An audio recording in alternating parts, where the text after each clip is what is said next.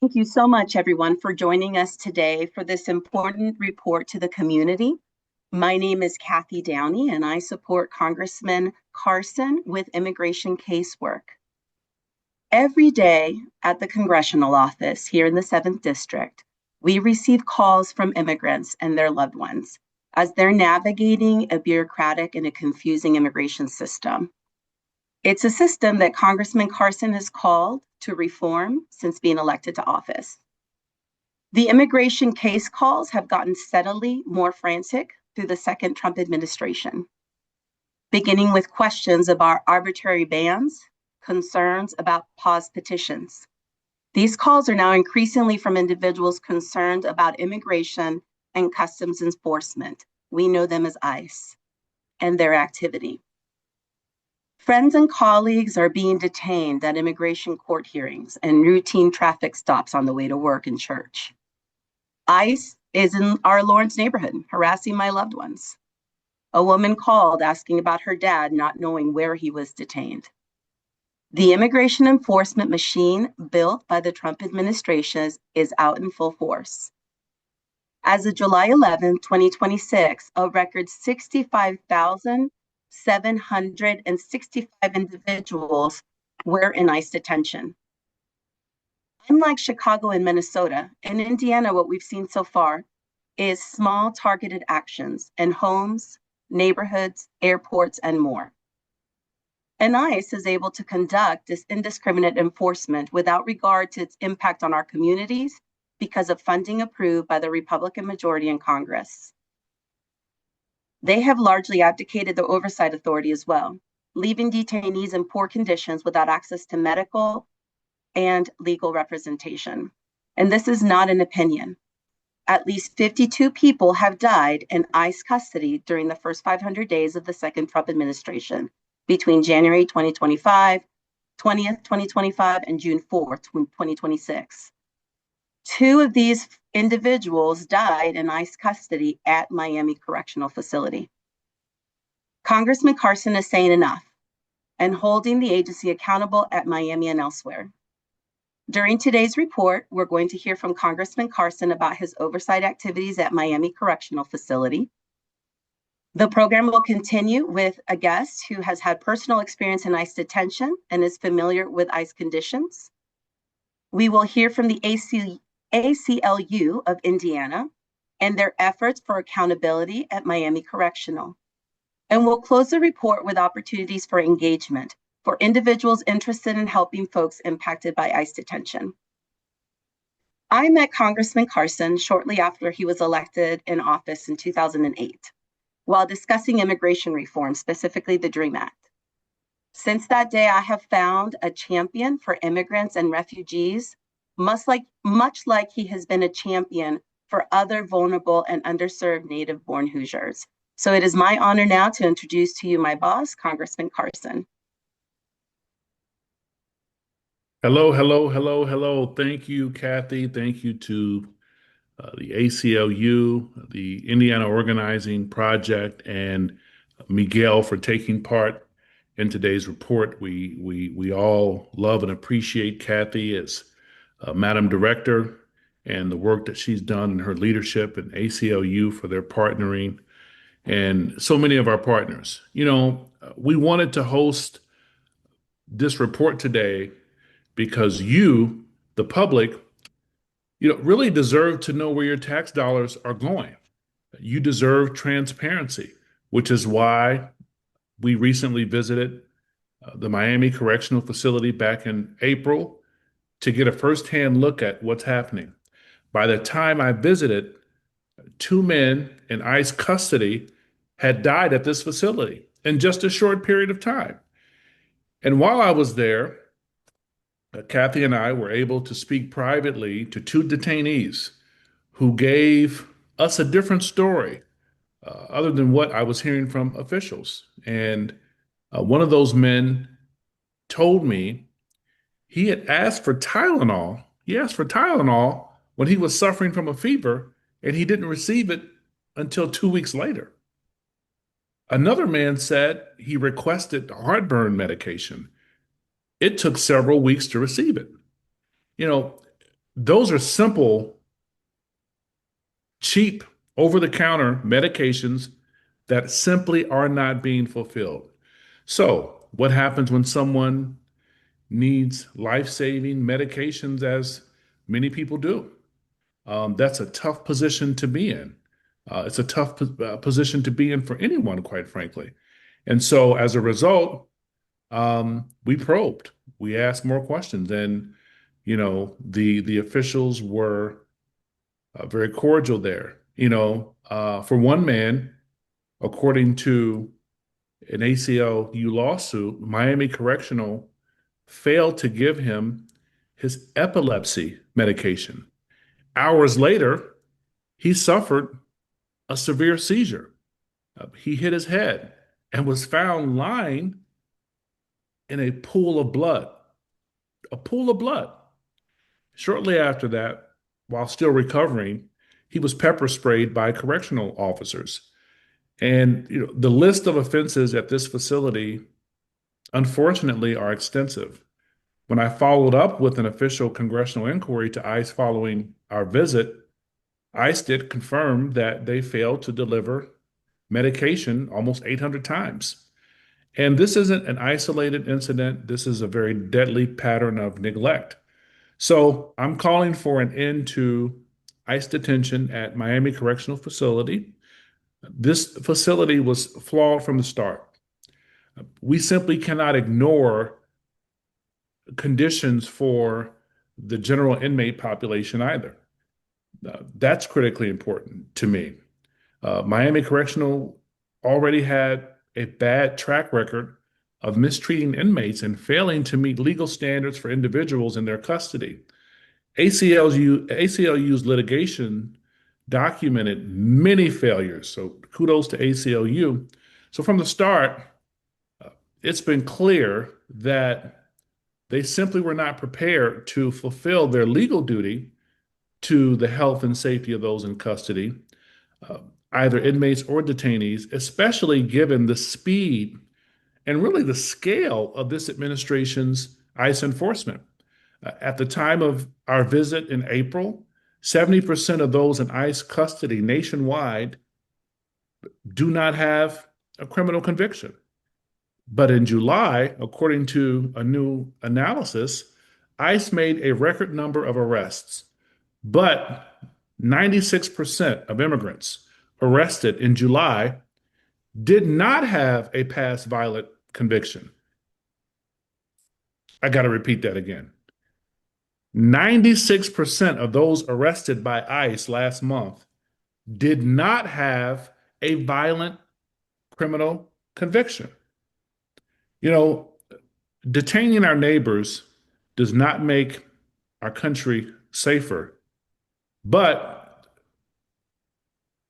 you don't need to agree that this administration's immigration policies are wrong to agree that ICE detainment at Miami Correctional Facility should end. You just have to agree that we are allowed and endowed by our Creator with certain unalienable rights, really the most basic human rights. So I'm continuing to oppose these very harmful immigration policies and demanding an end to ICE detention at Miami Correctional Facility, as well as a broader criminal justice reform in our nation. But, this fight isn't about an individual. It's not about me. It's not about one inmate or one detainee. This fight is about we. It's about us. The question becomes, what can we do to really convince our other officials in Indiana that we don't want our taxpayer dollars used in this way? How can we best use our voices and our vote to force change? That is what today's report is all about. We want to make sure Hoosiers, all Hoosiers, are informed. So you're going to hear from the very talented Miguel, who has firsthand experience as an ICE detainee with current detainees at Miami Correctional. You're going to hear from the very brilliant ACLU and the work they're doing to fight for human rights for all of us. And we're going to hear from the Indiana Organizing Project. So you know what you can do and what we can do to fight for human rights. Information is power. Information is paramount. And there is power in the people when we unite. Now, we're going to turn it back over to Kathy, our director, to introduce our next speaker. Thank you. Thank you so much, sir. I want to take the opportunity next to introduce Miguel Avila. He is a Mexican immigrant who has lived in Indiana for 22 years. He is a Hoosier. He has experienced extended ICE detention, himself, and is in touch with ICE detainees at Miami Correctional Facility and their families on a regular basis. Miguel is a volunteer with Indiana Aid, and he brings with him Omar's story. I'll let Miguel tell us a little bit more about Omar, but he was recently deported after spending some time at Miami. So I'll turn it over to you, Miguel. Thank you for your time, for your talent, and for your willingness to share these stories. Good afternoon, everybody. Thank you for the opportunity to take part of this webinar. Congressman Carson, it's nice to see you again. I'm going to start with Omar's letter, and it says like this. Hello, my name is Omar Sanchez. I am 49 years old, and I first started living in the United States at the age of 1. I was detained in Chicago on June the 30th of 2026, and I was taken to Broadview, Illinois Detention Center. During my detainment, an ICE agent told me that I was going to be taken to a detention center in Indiana called Miami Correctional Facility, a part of the prison that was converted into a detention center. He assured me over and over that I was going to be taken care of and treated with respect as a migrant and not as a criminal.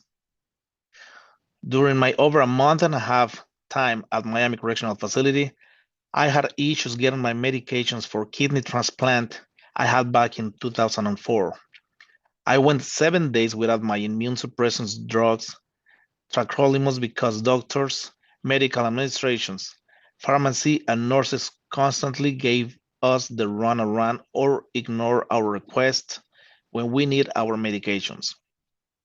I was constantly told medications were ordered on different days, which turned out to be lies, because I never received supposedly ordered medications. When I told Dr. Jahan about the issues with the medications, he said that wasn't his department. Doctor also ordered an antibiotic medication for me, knowing I was allergic to another one from the same family. I was treated for issues they were having with joint pain and open skin wounds on their feet. I'm sorry, I'm gonna re-elaborate on that one. I was given 1 vaccination of it. Lucky for me, I didn't code.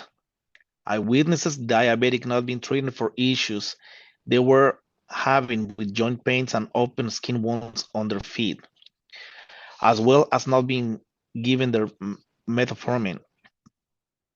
Special diets are a joke, as well as diabetic diets. There are only high-carb meals. During chow times, detainees got upset with prison staff and servers and refused to leave chow hall because a few detainees noticed soap on the smell of bleach on the bland food. I unfortunately left and was too hungry, and I ate it. They waited over an hour for the kitchen to remake the main course. Who knows what else has been done to our food? Most of the times we can even tell what are we eating, and the portions are very small. I always ask myself, why don't they feed us what they feed the prisoners? I knew the answer, because we are not worth it. Was the only answer I can come up with. I've done prison time, so I know what they feed prisoners. Because if a small budget was a problem, then they shouldn't open up a business that can feed a decent meal to around 700 or more detainees. Also, no one in any kind of custody should ever be fed lunch just before 3 o'clock comes time. Many meals were distributed very late. Those without outside help go hungry. I even seen a detainee eating food from the trash bags hanging in the housing block's rails. Shower walls are dirty with scum and mold. We are given 2 shirts, 2 pants, 2 socks, and 2 used pair of boxers. The ceilings and the AC are leaking in multiple areas of house, making floors very slippery. I saw quite a few people fell and hit their heads. Others constantly sleeping while walking around their room. Me as well. Razors to shave are passed out during lockdown and cells are opened without collecting razors. Weapons from razors and TV coaxial cables, aka ice picks, are everywhere. Shakedowns are for show and tell. A friend of mine was stabbed in a cell in my house from those same unconfiscated weapons. He had rushed to the hospital and he survived. Many detainees were sliced with razors or stabbed with ice picks like weapons from the coaxial cable center conductor's wires. There are no call buttons at the cells. If people like me who have had heart issues in the past need to call for help, help arrives if we are lucky and not ignored. Staff is constantly unorganized and confused. Shortage of staff. If shortage of staff is an issue, why open this business to detain migrants? The problem isn't only shortage of staff, it's the refusal to make sure detainees are protected and their basic human rights are not violated. I can go on for hours of the pain and torture I experienced and witnessed personally at this concentration camp. But I have another speech I'm working on about my time at another concentration camp, Wynn Correctional Facility in Louisiana. Shut Miami Correctional Facility down.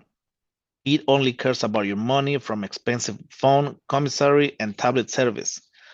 Prayers to those who can't speak English and were deported and couldn't speak up for themselves. Thank you, sang a former prisoner inmate who was treated a little better while serving time.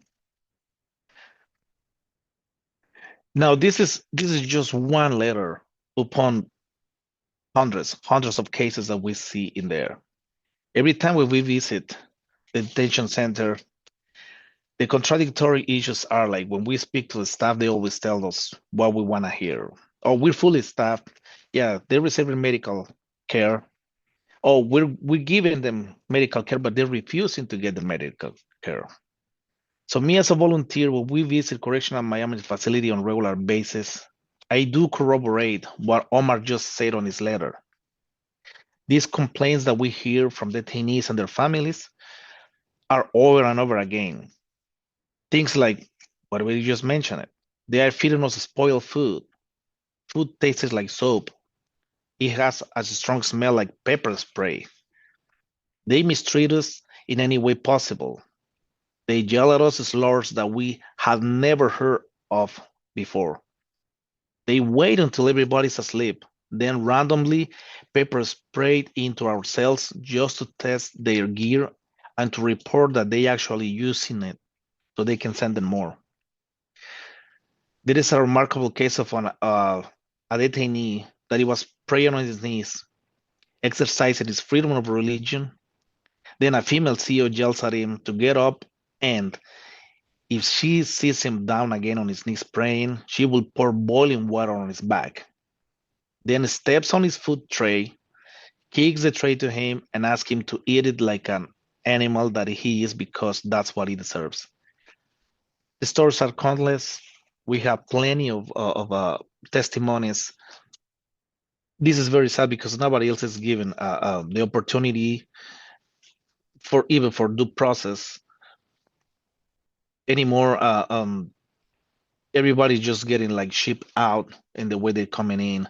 I mean, the new administration, it just replaced all the immigration judges, and they just put in place people that either ways they don't know what they're doing, or they don't care about anything else because they all are they all agree with the awful policies of this new administration. I mean, I could be speaking for hours and hours, and the stories are endless. And I am very grateful to everyone in here and for giving me the opportunity of giving my testimony. I mean, I myself suffer firsthand the clashes of the unjust system of the immigration, the broken immigration system that is in place right now. And sadly, it's not going to improve any sooner.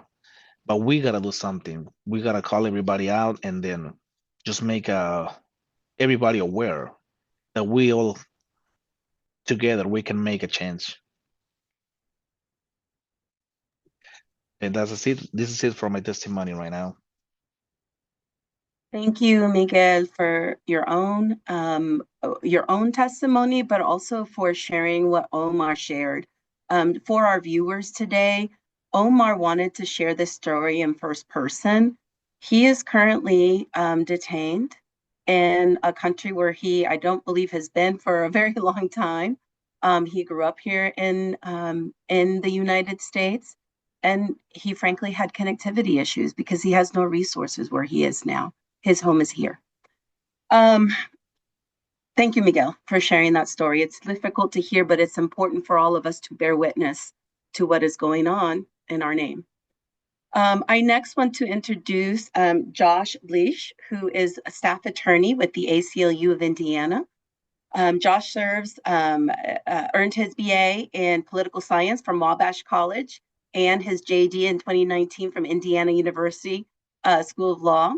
While in law school, Josh spent a summer as a legal intern with the ACLU of Indiana, and he's excited to come back home after a decade of time in Washington, D.C. We are grateful for his service here at the Indiana ACLU chapter, and I turn it over to him to share some of his and their efforts regarding Miami Correctional Facility. Thank you so much, Kathy, and thank you, Miguel, for sharing Omar's story. It's really hard to follow that up because that's the point of what I hope everybody here is concerned about and wanting to try to end.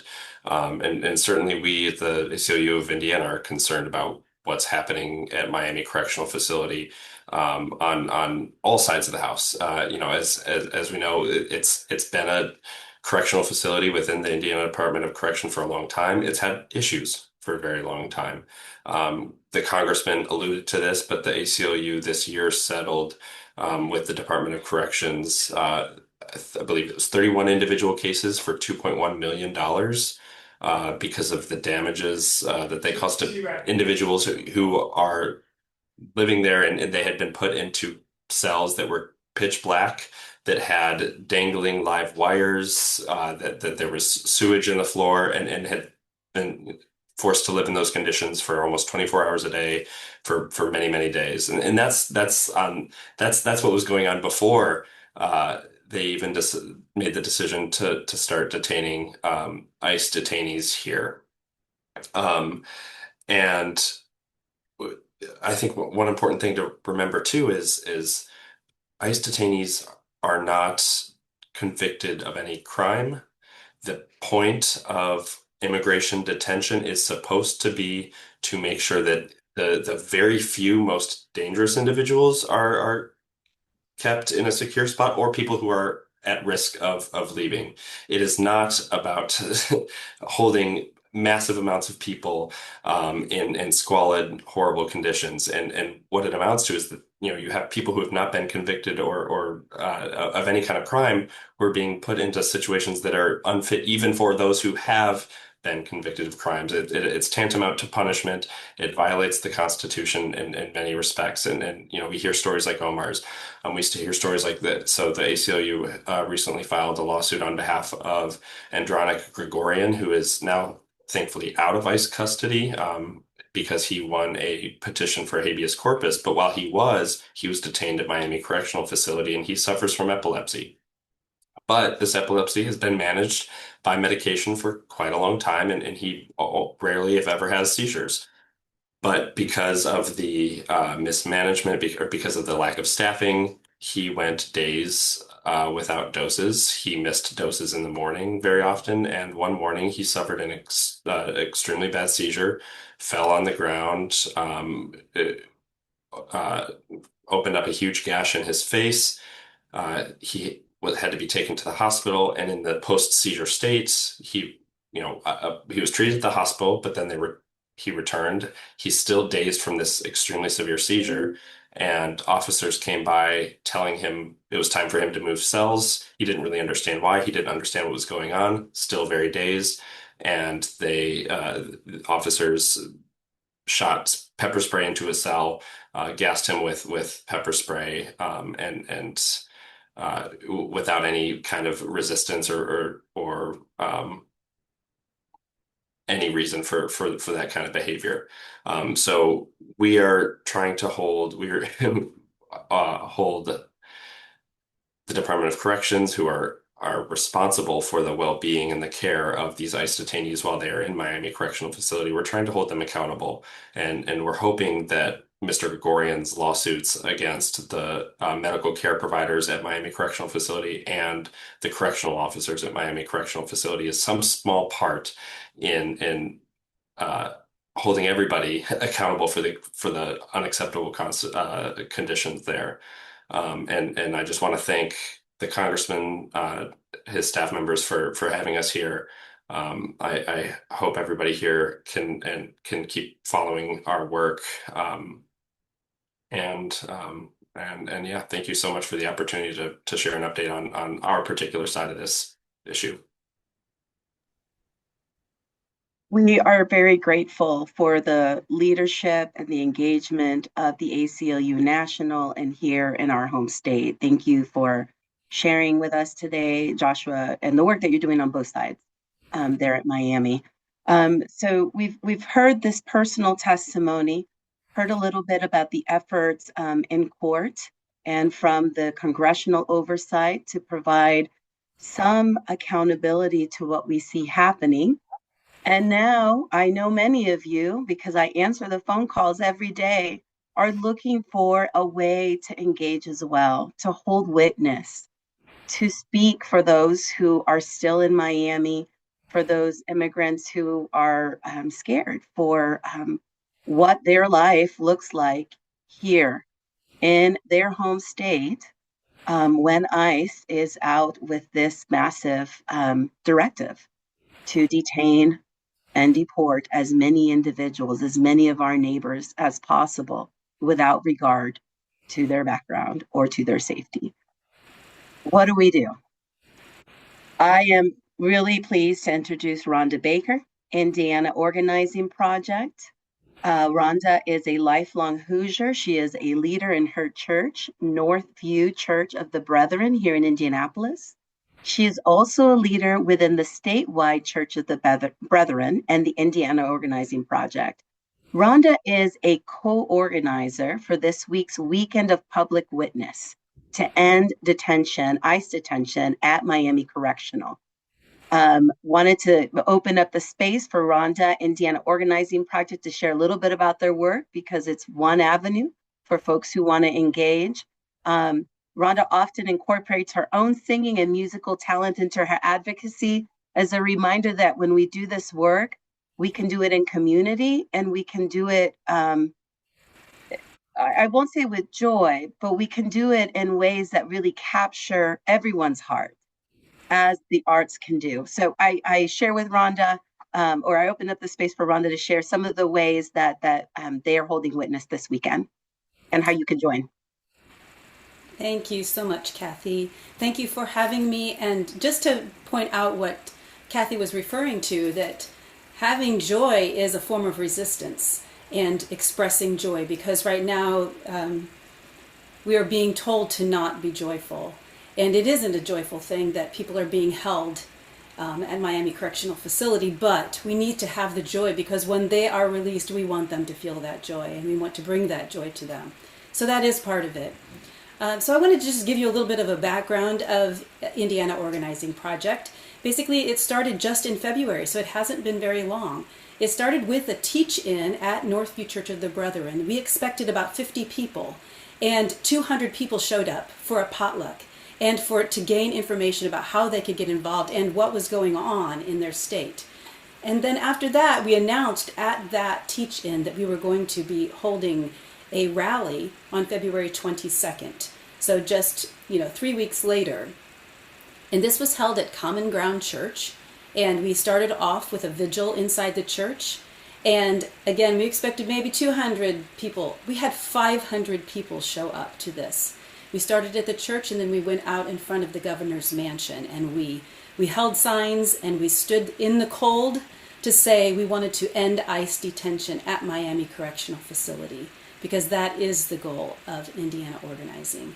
And just to give you a little bit of a background, this was the director, the executive director and the founder of Indiana Organizing is Stuart Mora.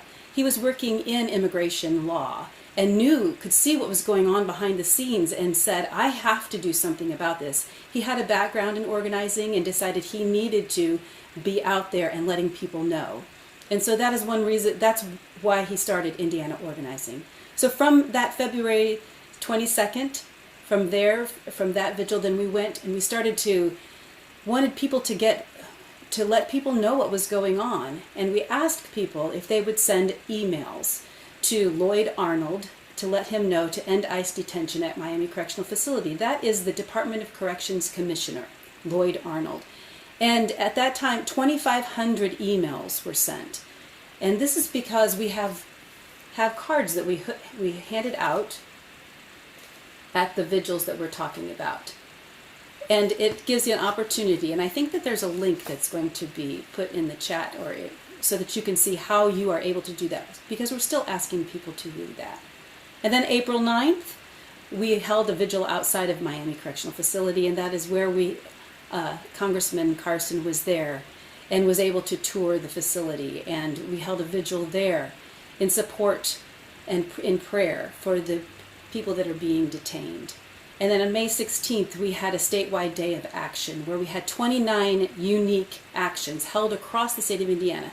So this came from February of one small teach-in to now 29 actions. And we know that people are starting to learn about what is going on, and we know that Indiana does not want to see this, because people are coming out and supporting the efforts to end ICE detention at Miami Correctional Facility. On July 4th, we had a week-long Close the Concentration Camp vigil that was led by Lee and Josh from Witness at the Border.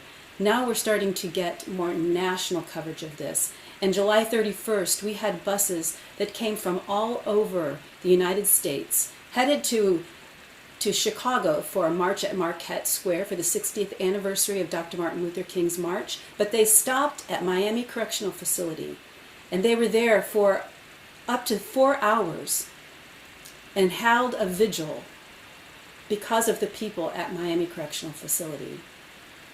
So our efforts are drawing attention, and that is just one aspect of what what we are doing at Indiana Organizing, and how you can become involved.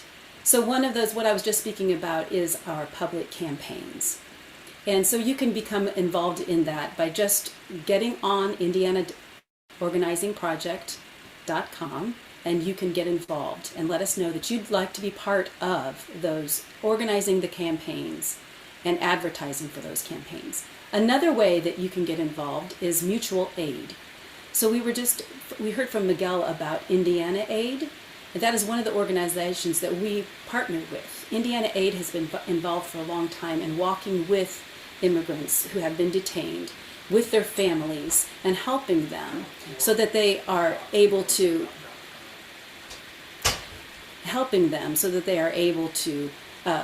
show them the love that they need and the support that they need, so that they can help them with, for example, when someone's detained, they might not be able to pay their rent.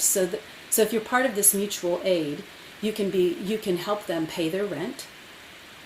You can also, the Mutual Aid for Indiana Organizing also has helped 50 families with different things. Some of them is just giving, when people are released from Indiana, from the Miami Correctional Facility, they might not have any clothes but the clothes on their back.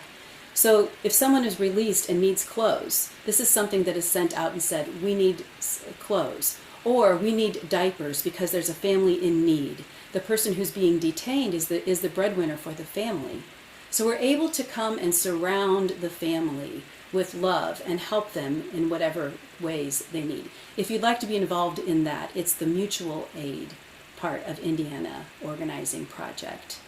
And just so you know, there are over 400 people since February who've signed up to be part of this team.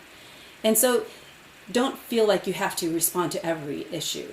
There might be something that really touches you that you know you can help with, and that's what we're asking for.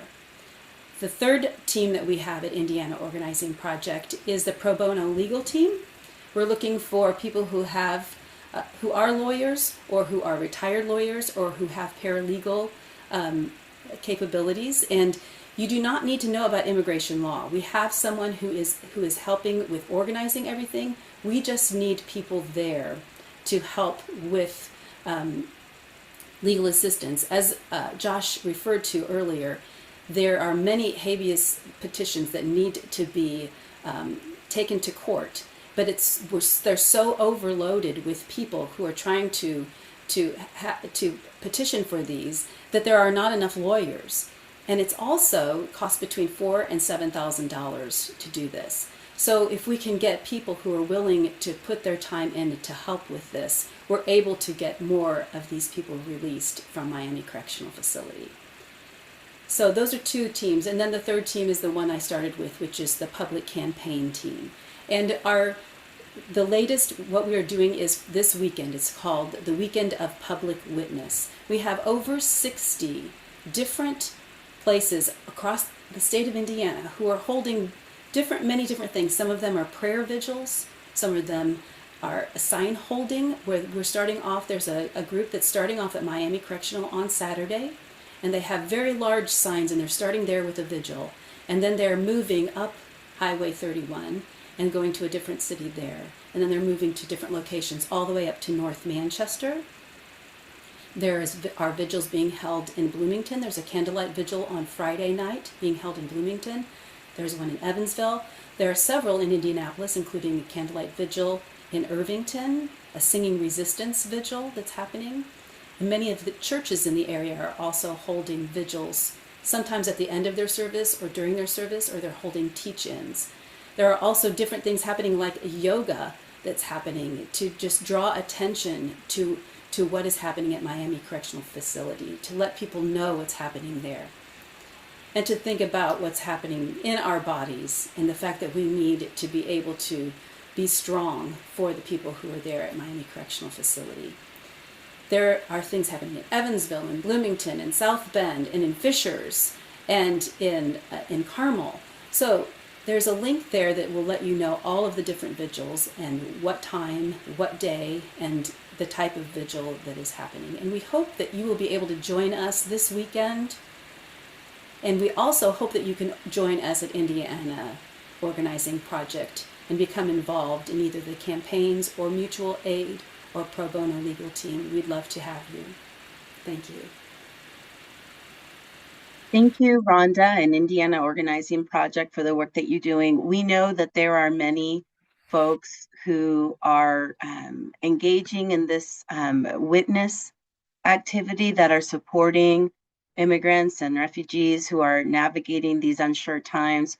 We are bringing to you one organization, one opportunity, but there are many, many more. And please keep in touch with Congressman Carson's office as we share more of these types of resources, because we're hearing from constituents who share that they're scared and they're unsure how to help and what to do in this time. And really what we hoped today was to remind us that we're not alone in this work, and that despite of the heaviness of the topic today, that we have hope. We have hope in each other. We have hope in community, that we will end this detention, and that we will We will support the families being impacted. Before we end, I also wanted to offer some very practical tips for reaching out to Congressman Carson's office when you have a loved one who is detained by ICE. Want to remind folks that we as a congressional office are geographically bound in our representation. So we want to, we're trying to help whoever calls, but we're going to dig deep into those folks who live in the congressman's district, and you can confirm your residency using the U.S. House of Representatives tool that my colleagues will drop in the chat as you are navigating support for someone who is detained. We are not delaying in submitting reports to ICE. As folks are sharing information that includes sufficient identifying information for a detainee and the concerns that they have, we are sending them to ICE. Now, in order to get information back from ICE, we need to have a Privacy Act release form specific to ICE signed by the detainee. It is no surprise that there are several layers here of bureaucracy. Now, it is intended to be for the privacy of the individual, but certainly we've seen this process now become cumbersome for folks because we are having to navigate how to get that ICE release form. So just again, in terms of practical tips, knowing that you need a release form for the congressman to get information back for your loved one, that release form needs to be signed by the detainee themselves. We are trying to work through ICE offices and local county jails and other places to try to get these signed. It is a hodgepodge or a mix, whether or not we can do it through that channel. Oftentimes it's happening through legal counsel as folks are being able to visit and connect, or family members letting detainees know that they should make the request for that form.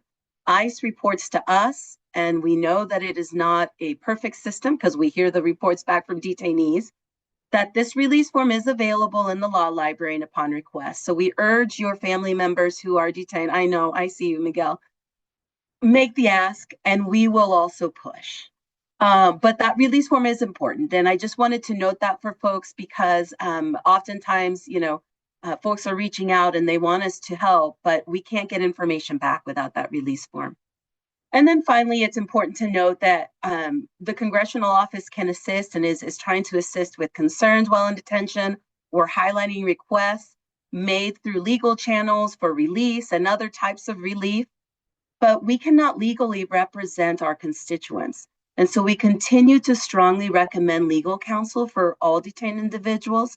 Congressman Carson, in the website that was just dropped in the link, has a guide of local legal resources for folks to use and navigate. And you can certainly lean on folks like the Indiana Organizing Project, Indiana Aid, the Coalition for Our Immigrant Neighbors, COIN, and others in our community that are providing legal services or connecting to legal services, rather.